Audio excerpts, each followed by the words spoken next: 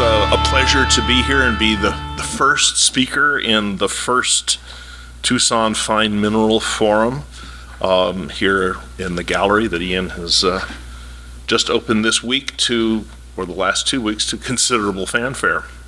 So I'm going to be talking about the mineralogy of Mexican silver deposits. Now that doesn't mean exclusively the silver mineralogy of Mexican deposits. So we're going to be talking about a number of other species as well. As always, I'd like to dedicate my talks to the memory of my good friend, Dr. Miguel Romero. This year, unfortunately, we're also recognizing the passing of Dick Graham, who was probably the ultimate locality collector. Other than the fact that he and I didn't collect the same locality, we collected in the same way in many occasions. And of course, lots of people to thank. Ian and Deanna for building this and having it. Jeff Scoville for taking many of the pictures I'll show you. Jim McGlasson, Jerry or Gerardo Perez, and Jesus Salinas for working for many years together and getting specimens in Mexico. Always thank the miners of Mexico who risked life and limb to bring us our specimens. MINDAT, just for being, and TGMS for putting me in the position of getting to know pretty much everybody in the world in our community. So Mexico is the place in the world to be for silver. 25% of all the silver mined in human history has come from Mexico. So that's pretty impressive. But you know, when you consider that 75%, especially of modern silver production worldwide, is as a byproduct of mining of copper, lead, and zinc, 25%, Mexico's 25%, which is mostly primary silver, is really impressive.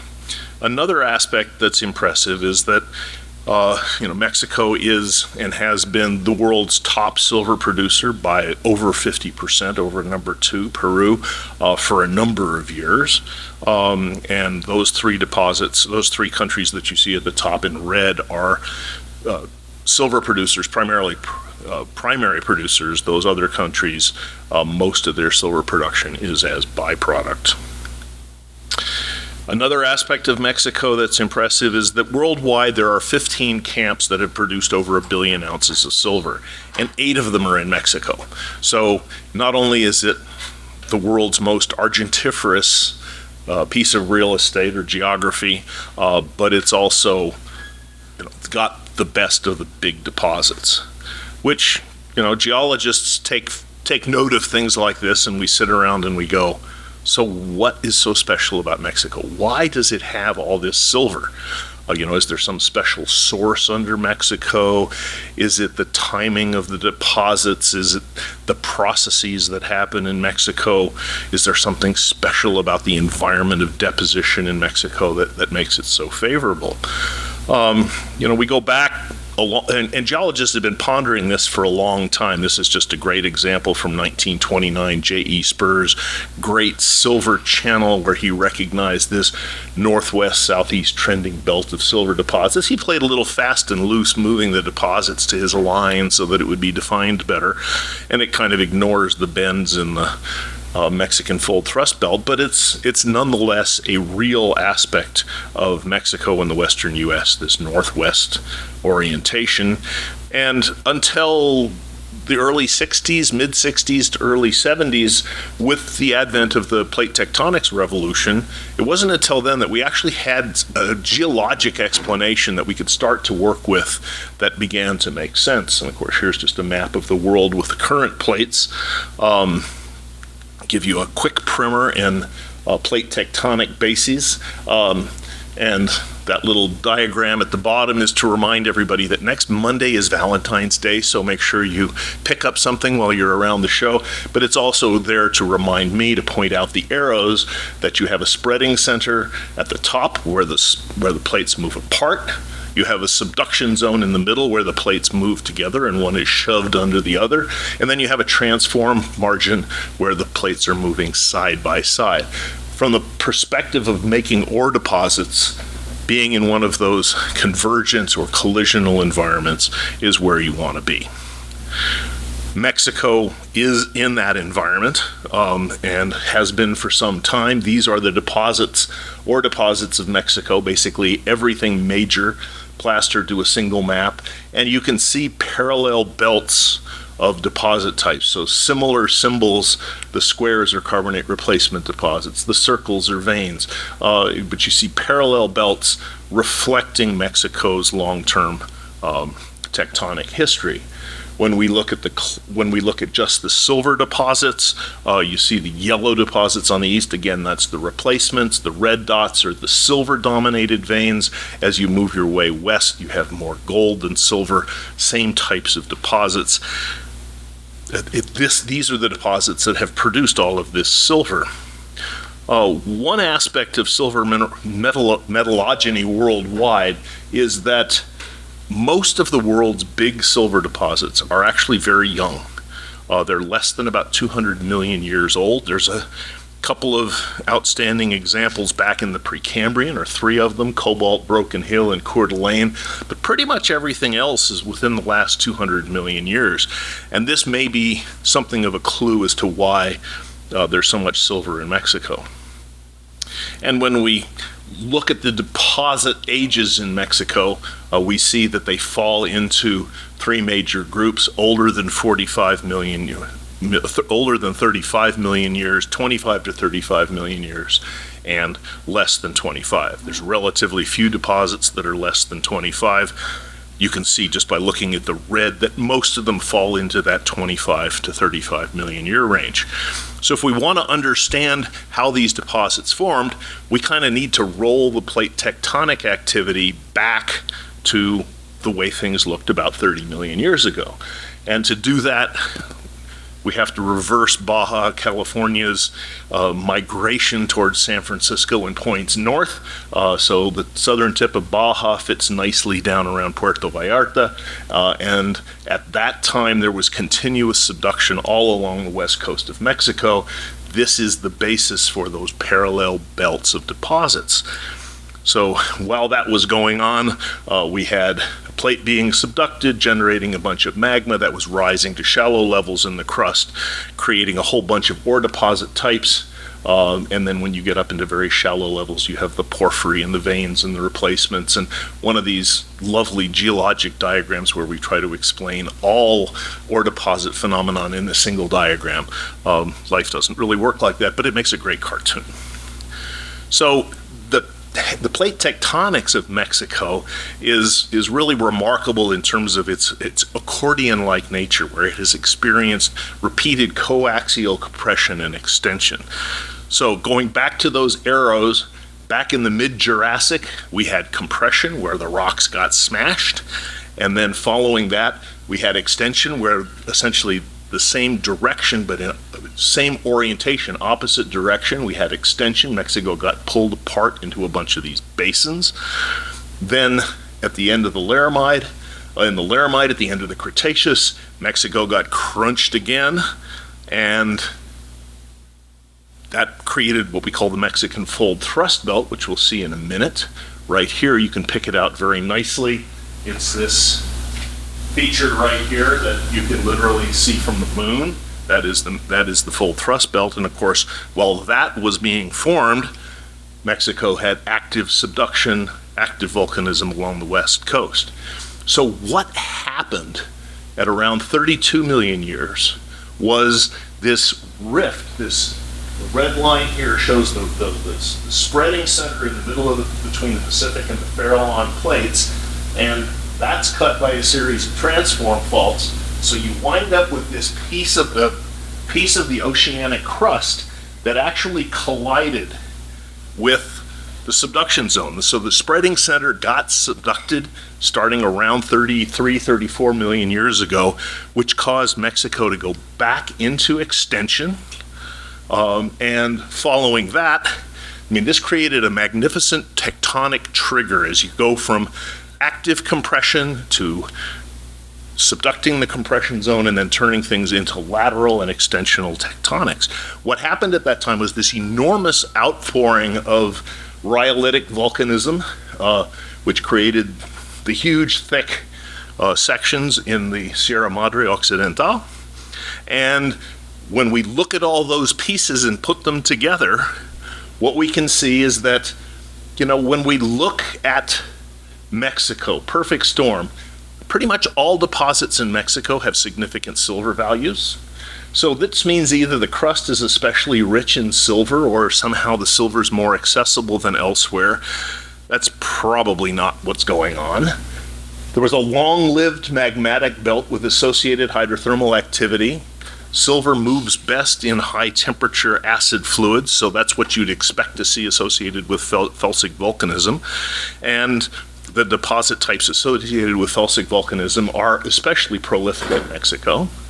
As far as the environment's concerned, there's all kinds of chemically appropriate, like the thick limestone sequences that host the carbonate replacement deposits, and they're well structurally prepared because they were crunched and stretched a couple of times, so you got great ground preparation for these things.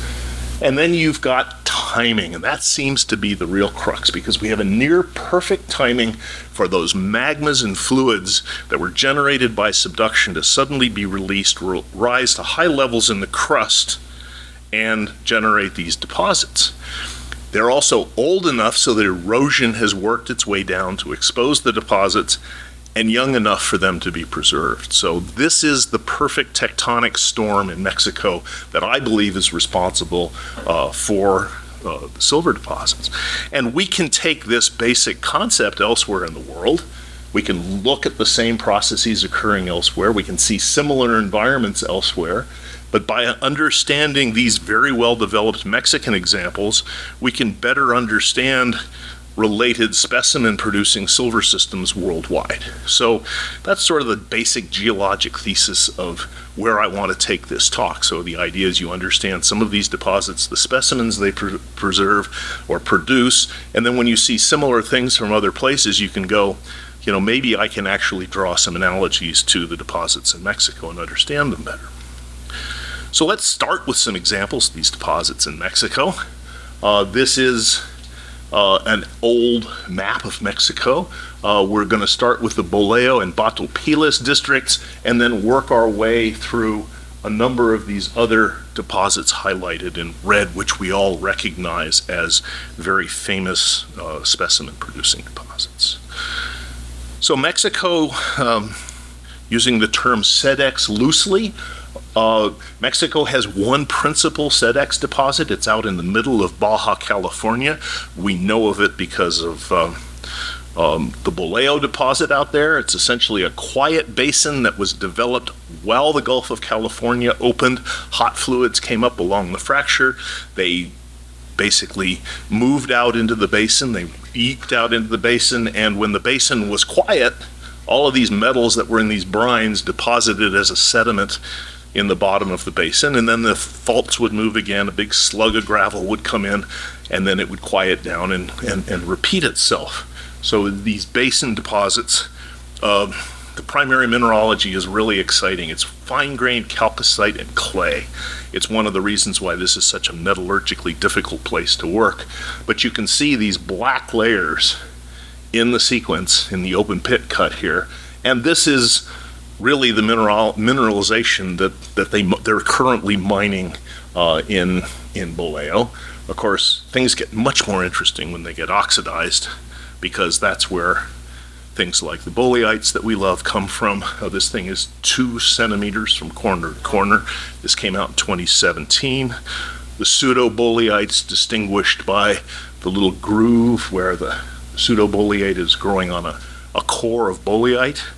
And although it's not technically a silver mineral, the species for which the district is probably most coveted, Kumengite, also comes from there. And this is from the same find in 2017 that produced that big boleite.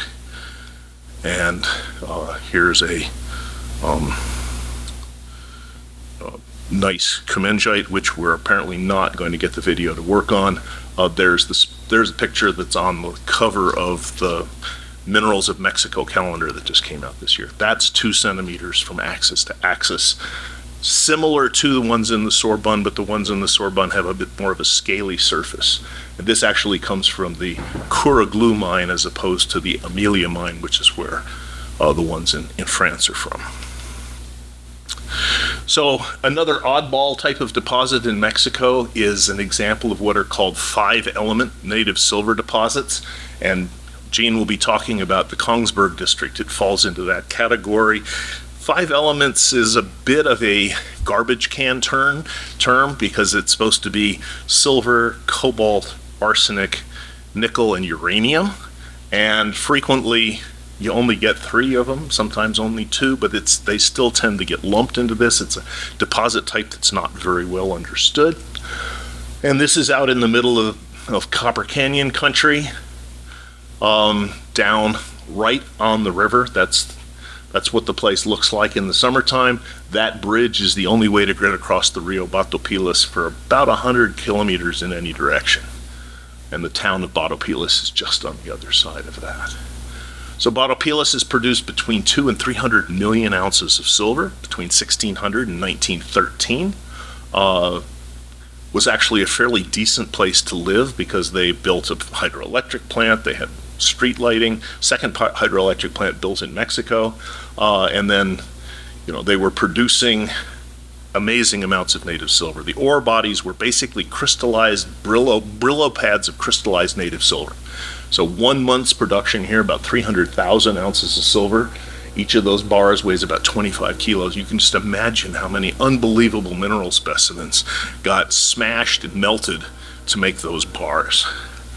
In addition to silver, typically as you approach the ore bodies, you get a little dusting of sphalerite and then galena, and then a few beautiful crystals of proustite right before it broke in to the major silver ore bodies.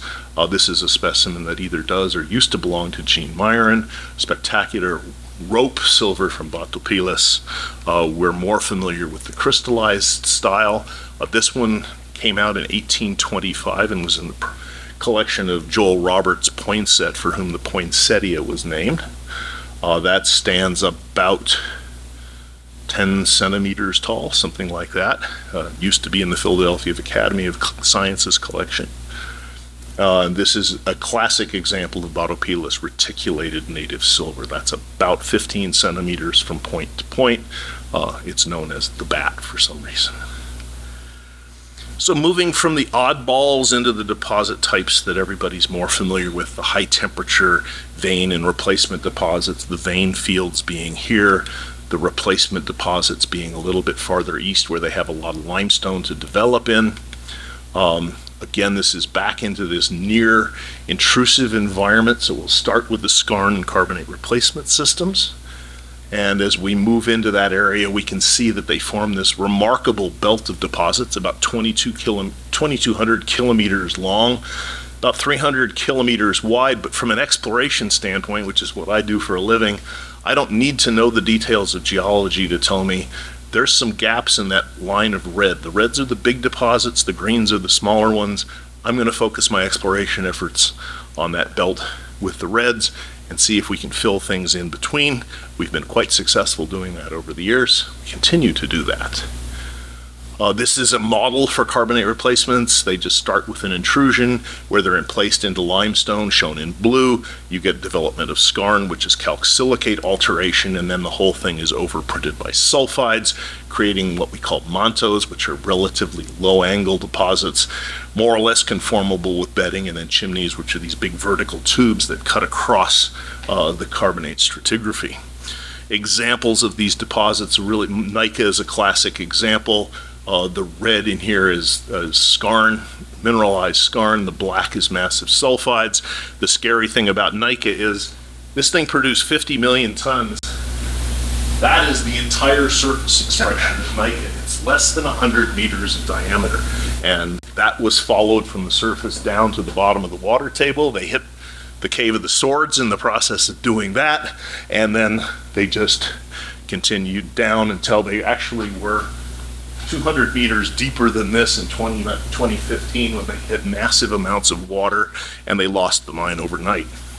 So replacement is an interesting process, and it involves an intrusion that emanates an ore fluid. These are acid saline fluids loaded up with metals, sulfur, silica, fluorine, fun stuff like that. Those fluids encounter carbonate rock shown in blue.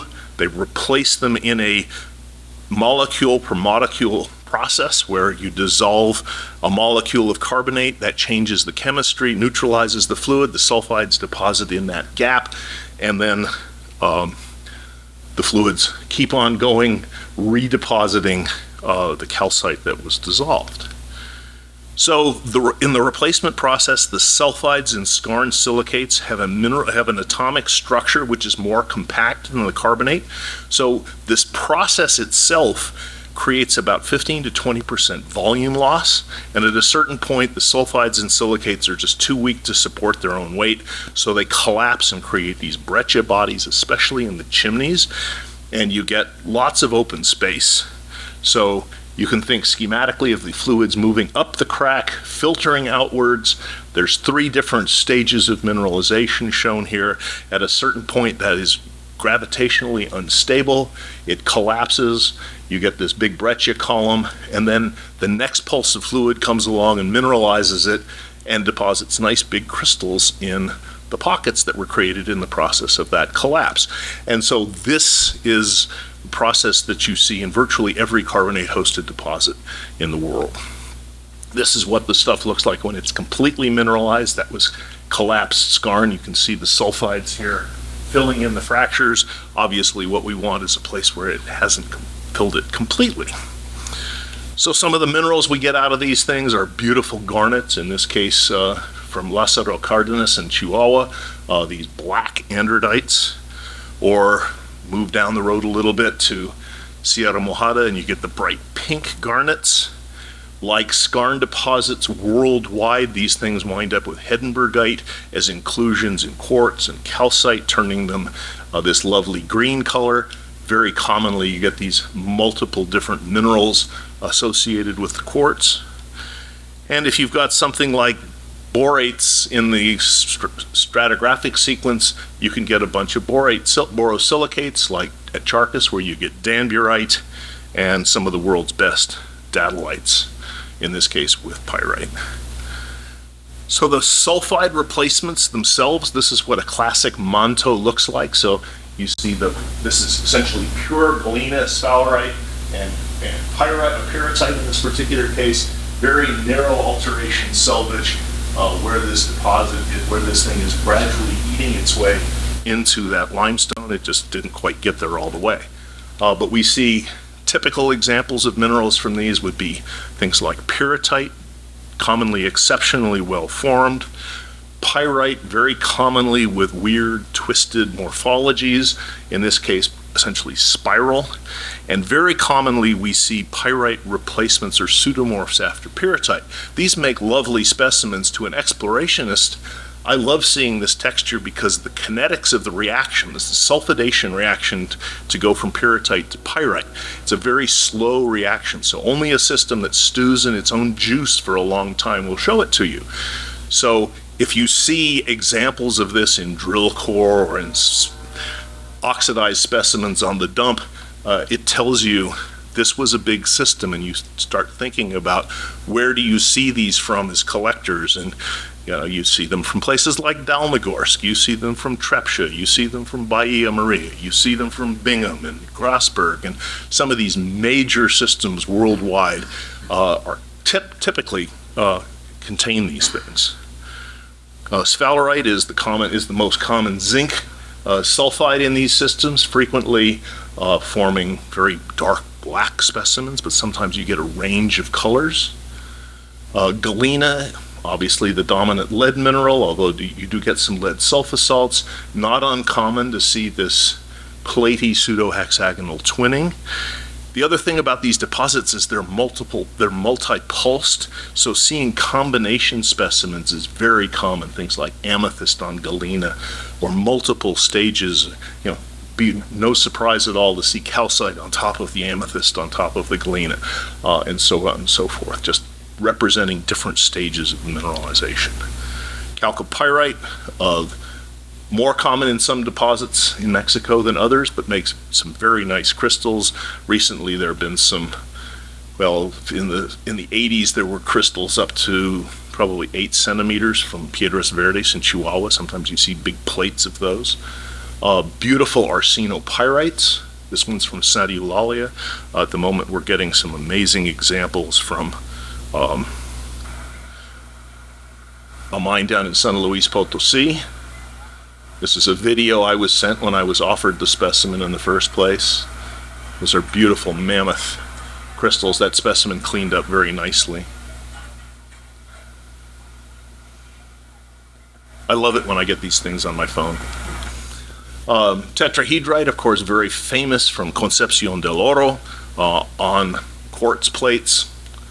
And then you get fun things in smaller quantities like bornonite. This one's from Naica.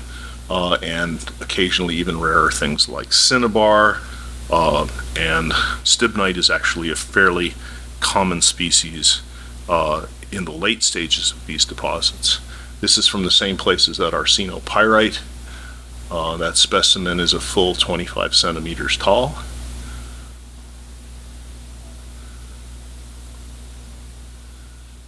Again, any of us who are collectors get the shivers when we get phone calls with messages like this attached to them. Silver minerals in these things are not that common actually in terms of well-formed crystals. Occasionally you'll get things like, in this case, a canthite pseudomorphing or paramorph after argentite. That's from Eulalia. Pyrargyrite, that's a thumbnail, again from Eulalia. Proustite, micromineral, this case from the Platosa mine in Durango. And some rare things like argentopyrite from the main silicate ore body at Eulalia. What you do get, especially in the oxidized zones, is native silver. This is from the west camp of Eulalia. And this particular silver, which is about 10 centimeters tall, is from the San Martin mine in Zacatecas. So, classic example of these deposits, but just a spectacular silver specimen. Because calcite is what the wall rocks are made of, it's a common gangue mineral in the systems, so you get lots of different kinds of calcite, lots of different habits. If you look in the cases in Ian's shop here at the moment, he's got beautiful calcites from Eulalia, these icicle-like crystals with the transparent tips. The stuff came out by the ton, but there was only a few specimens of this ultimate quality. It made the cover of Mineralogy Belt 2 months ago. So another interesting aspect of the whole process of replacement is that carbonate that's dissolved when the sulfides are deposited is not destroyed. It moves outward in the spent ore fluid. So they still have a little bit of manganese and some other metals in them, and they work their way outward along the plumbing network, and then they redeposit as what we call secondary or fugitive calcite. So this is calcite that escaped from where it was originally and gets redeposited in the outer halo or peripheries of the system. And some of those you see as plumbing network, or the fancy name fluid escape structures. And Lex is here today, and he and I have done a lot of work with this, and he probably is due credit for that particular photograph.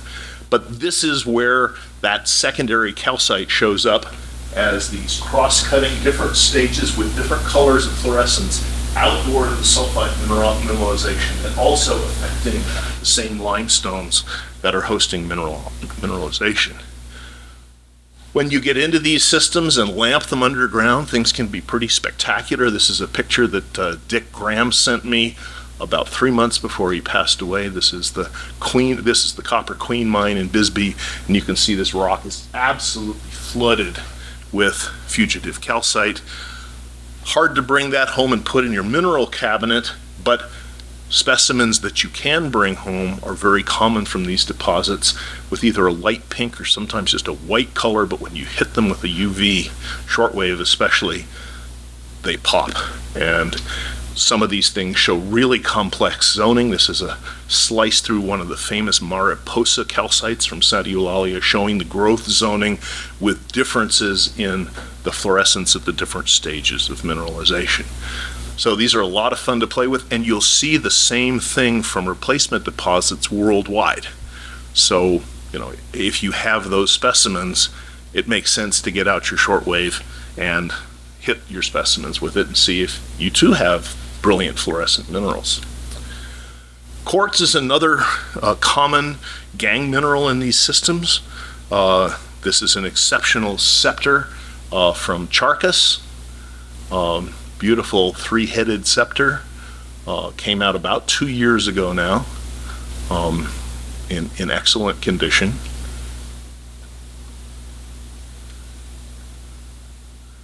And even more impressive in many ways is this double Japan Law twin with arsenopyrite that came from the same mine as had the big stibnite that I showed you earlier in the other arsenopyrite specimen. This specimen has now been to the beauty shop and cleaned up very nicely. Fluorite is another species that is almost ubiquitous in these deposits. Jesse will be talking about it from northern England. There's a certain amount of overlap between the genesis of these deposits and the ones you see in England. This particular example is from Mapimi, or the Ohuela mine at Mapimi. Beautiful gumball purple color. Again, hit that with an ultraviolet light, and long wave in this particular case, and it just pops blood red. Really exceptional samples. Manganese winds up showing up in other ways in these systems. Sometimes it's very strongly manganoan calcite, giving you these beautiful pink colors. A lot of these have been called cobaltin in the past, but it's strictly manganese that gives you the pink. And of course, some of these deposits are very famous for rhodochrosite, like Santa Eulalia and Uchuchacua in Peru. Really exceptional specimens. That's a miniature. It used to belong to Miguel Romero. Get into systems like Naica, big thick sections of gypsum and anhydrite in the stratigraphy, so they get dissolved and redeposited when the temperature's over about 52 degrees C. It's anhydrite which gets deposited. When the temperature drops below 52 degrees C, gypsum is the stable phase, and you get these wonderful, sharp, limpid gypsum crystals. And of course, the extreme example of this is the Cave of the Crystals at Naica, which was found in 2000 by accident. They were driving a decline into a new area, and they just grazed the edge of this thing. And you know, this has captured the imagination of the world. I will argue these are the first international mineral celebrities, because wherever you go, people have seen pictures of these, and after getting past the, oh, you photoshopped in the guy, and realize, no, you didn't. You know, those crystals are up to 14 meters long. But they're also about 200,000 years old. So these things are very, very young compared to mineralization, which was deposited around 30 million years ago. So there's still hot water flowing through this system and depositing this gypsum. And that includes the entire pumping infrastructure for the mine. And so you have things like valves that have to be cut out every couple of years because they're choked with gypsum. Not always as beautifully crystallized as this.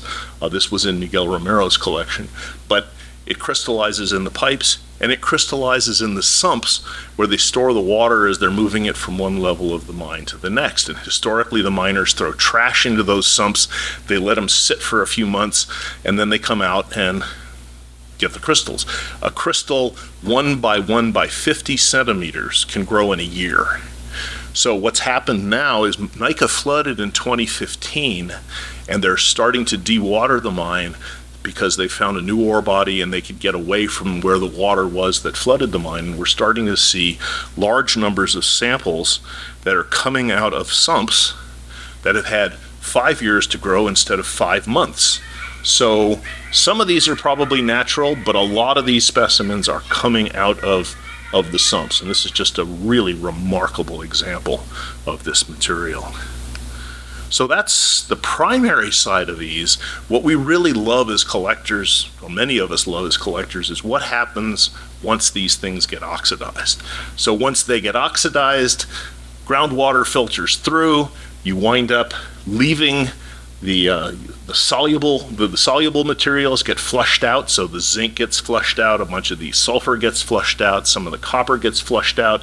You dissolve a bunch of carbonate because it's a very acid environment. You create open space. The insoluble things like silver and lead stick around at the top. They just change from galena to cerussite and anglesite.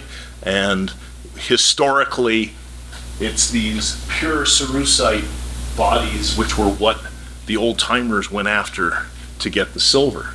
And most of these had been mined out very, very diligently over the centuries, but every once in a while at a place like Ojuela, you get some very nice cerussites. A few of them came out this last year.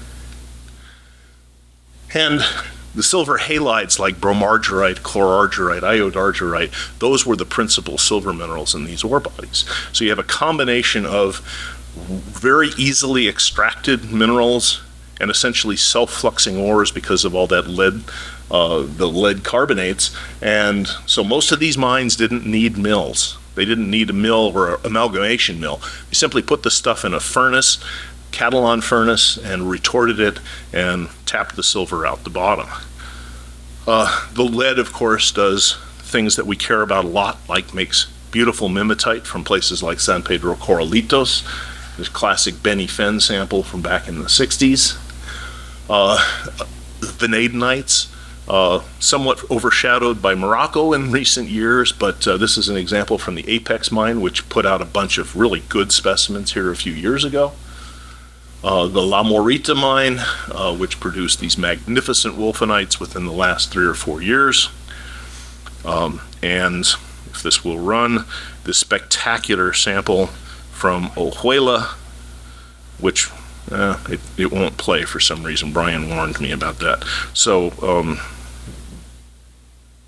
but a beautiful classic example from the 70s. I think I acquired this from Crystal Classics, if I'm not mistaken. This is actually Lauren handling the specimen, or maybe Deanna handling the specimen at the Munich show about 4 years ago. Beautiful malachite comes from a number of these deposits, especially Ojuela. Some of the bluest smithsonites you could expect to see anywhere. That's pretty close to true color rendering from Santa Eulalia. A bazillion of the world's best hemimorphites. Those crystals are about 5 centimeters on an axis, practically at 90 degrees, so it's a perfect XYZ. Adamites, which we all know and love, from many of these deposits, primarily produced for their silver. And of course, things like the Aztec Club, by far the world's most magnificent Lagrandites.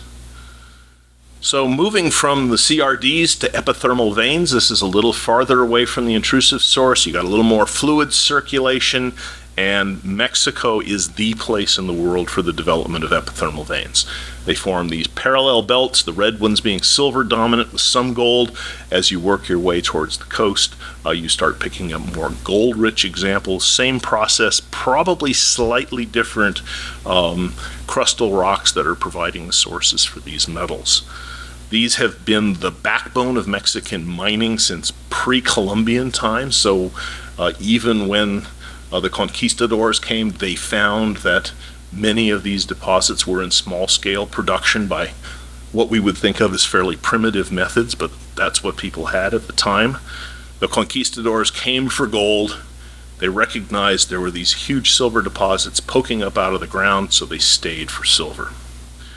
And here's Jim McGlasson standing on the surface outcrop of a spectacular epithermal vein in central Chihuahua. And since early days, these have produced some marvelous specimens, especially of silver minerals like acanthite. In this case, after argentite, this specimen came out of Pachuca in the late 1700s. Relatively primitive mining methods until recently. This is a stope underground in Guanajuato on the Veta Madre, so that's the full width of the vein back there. And a fair number of guys in there working. Note their attention to safety equipment like hard hats and steel-toed boots and long-sleeve shirts, all the things that we would wear today. One guy's wearing a straw hat, I think, is as close as you get. So these deposits form very close to the surface. It's part of that argument I was making about why Mexico is so rich in silver.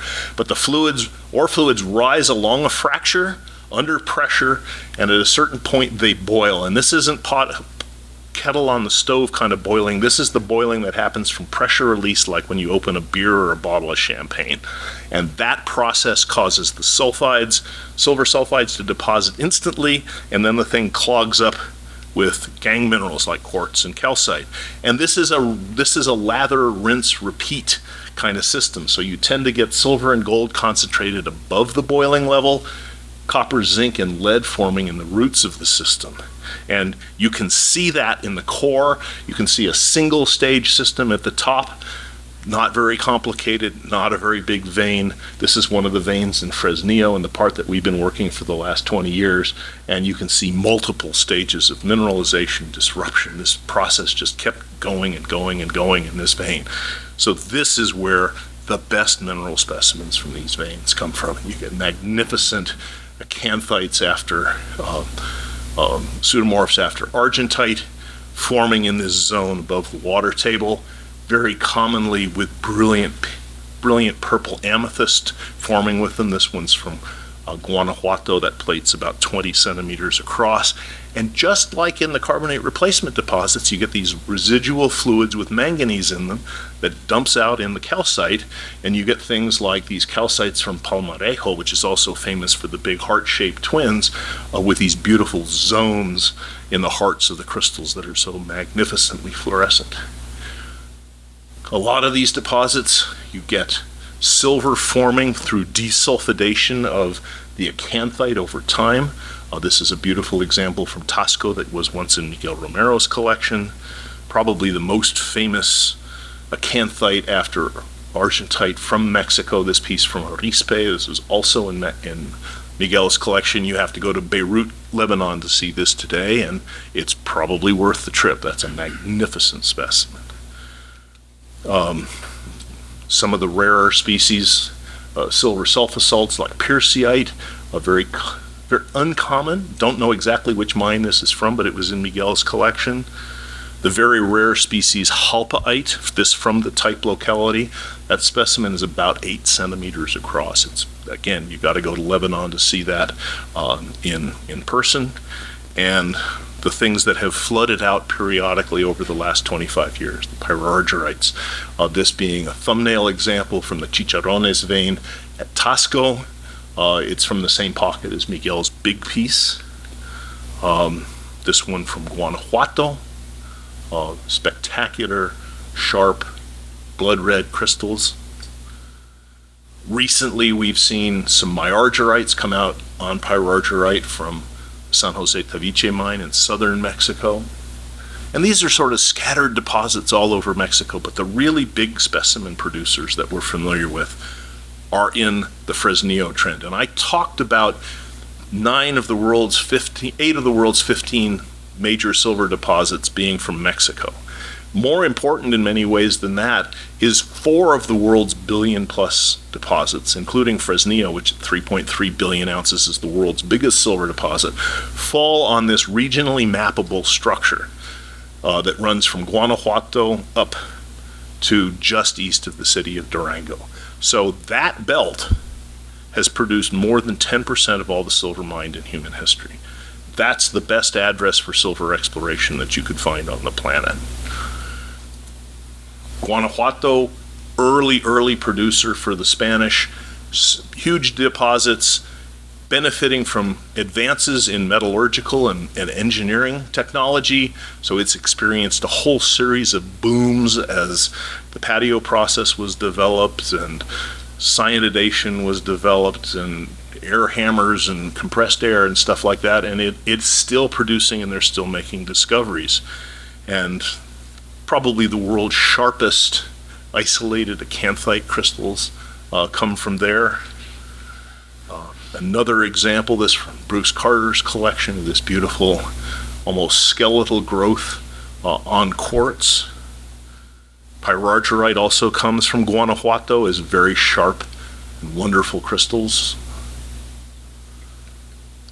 Polybasites are also well known from there, very well developed platy hexagonal crystals, in this case with some kind of an acanthite disease on top of them, but in other cases bright and sharp with these blobs of chalcopyrite on them. That's a small miniature. And the rare species Aguilarite type locality is the Guanajuato district. So this is Substitute a bunch of selenium into acanthite, you get aguilarite. That's a nice thumbnail. And like everything else, pseudomorphs are very common from Guanajuato. So this is acanthite after pyrargyrite, but you find a whole series of these relationships of acanthite and in some cases pyrargyrite replacing previously formed silver species.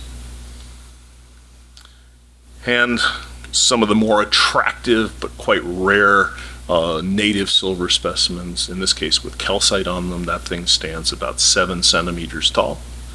One of the nicest ropes I've ever seen from Guanajuato. If you slapped a Kongsberg label on it, you could probably be believed, although the silver isotopes would tell you it's not Kongsberg.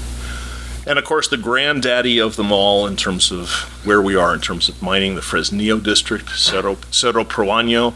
That's what it looked like in 1857. It had 200 and some odd little mines on it.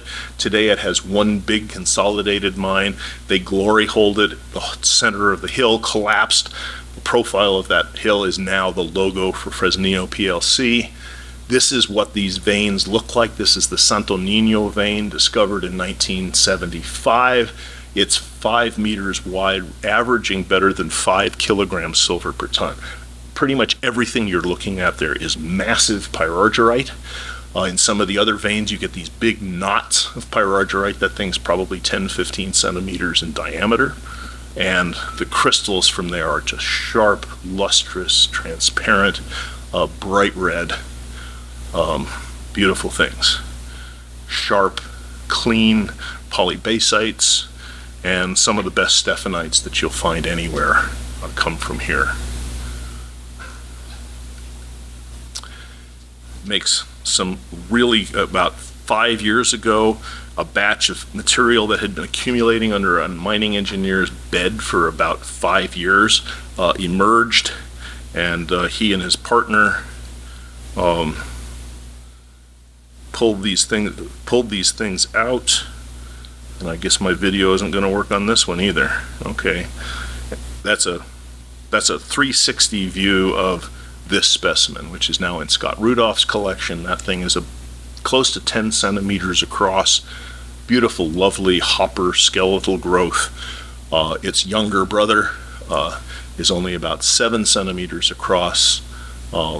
Very nice, sharp, hoppered growth, and then polybasite stuck along the bottom just for a little extra. And of course, native silver is also common in these deposits. This is an Al Young photograph, beautiful upside down G, I guess you'd call it. And I say gee whiz every time I see that specimen. It's so pretty. So the future looks bright for additional specimens in the Fresnillo district.